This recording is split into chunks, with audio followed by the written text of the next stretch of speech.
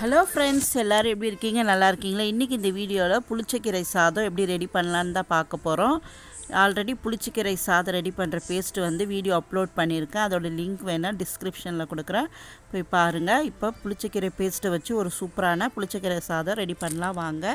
எப்பவும் போல் அடுப்பை பற்ற வச்சுட்டு ஒரு பாத்திரம் வச்சுக்கலாம். பாத்திரம் சூடானோடனே ஒரு டீஸ்பூன் அளவுக்கு எண்ணெய் விட்டுக்கோங்க. ஏன்னா நம்ம உளுத்தம்பருப்பும் கடலைப்பருப்பும் மட்டும்தான் வறுக்கிறதுக்கு எண்ணெய் சேர்க்க போகிறோம். ஆல்ரெடி அந்த பேஸ்ட்லேயே வந்து எண்ணெய் இருக்கும்.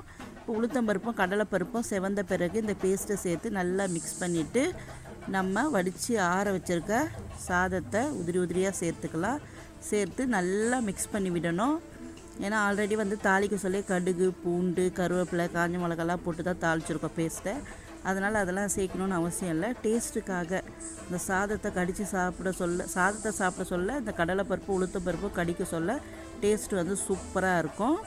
அதுக்காக தான் நல்லா மிக்ஸ் பண்ணிவிட்டு உப்பு டேஸ்ட்டு பார்த்து தேவையான உப்பு சேர்த்து நல்லா ஒரு 5 மினிட்ஸ் அப்படியே கிளறி எடுத்தோம்னா சூப்பரான புளிச்சக்கீரை சாதம் ரெடி.